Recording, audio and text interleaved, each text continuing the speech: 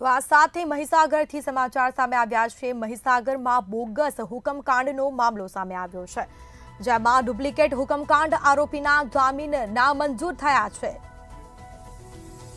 બીજી તરફ અધિકારીઓની સહીવાળો ડુપ્લિકેટ હુકમ કર્યો હતો, તો જામીન નામંજૂર કરવામાં આવ્યા છે। કોમ્પ્યુટર ઓપરેટર અતુલ ભોઈની ધરપકડ કરવામાં આવી હતી।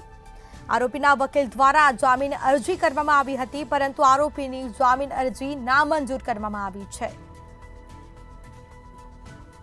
તો સમાચાર સામે આવ્યા છે। મહીસાગરમાં બોગસ હુકમકાંડનો મામલો સામે આવ્યો, જેમાં ડુપ્લિકેટ હુકમકાંડ આરોપીના જામીન નામંજૂર કરવામાં આવ્યા છે। કોર્ટે જામીન નામંજૂર કર્યા છે, તો આરોપીના વકીલ દ્વારા જામીન અરજી કરવામાં આવી હતી।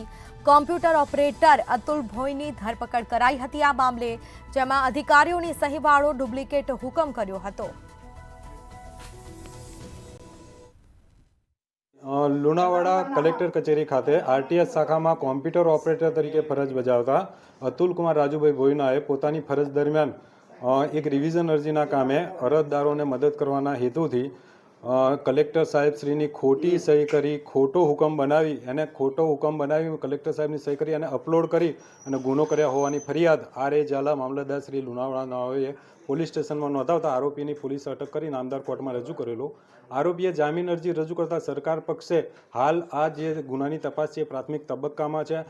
તપાસ દરમિયાન આરોપીએ આ ગુનાના કામે ખેડૂતો અરજદારને મદદ કરવા સ્વરૂપ ખેડૂતો અરજદાર પાસેથી 1,20,000 રૂપિયા જેવી માતબર રકમ મેળવી અને નામદાર કલેક્ટર સાહેબશ્રીને ખોટી સહી કરી કલેક્ટરશ્રીની જાણ બહાર હુકમ કરી પોતે હુકમ બનાવી પોતે હુકમ ટાઈપ કરી અપલોડ કરી અને ગુનો કરેલ હોય અને આરોપીના ગુનાની ગંભીરતાને ધ્યાન લઈ સરકારશ્રી પક્ષે અમોએ કરેલ રજૂઆતને ધ્યાને લઈ નામદાર કોર્ટે આરોપીની જામીન અરજી રદ કરતો હુકમ કરેલ છે।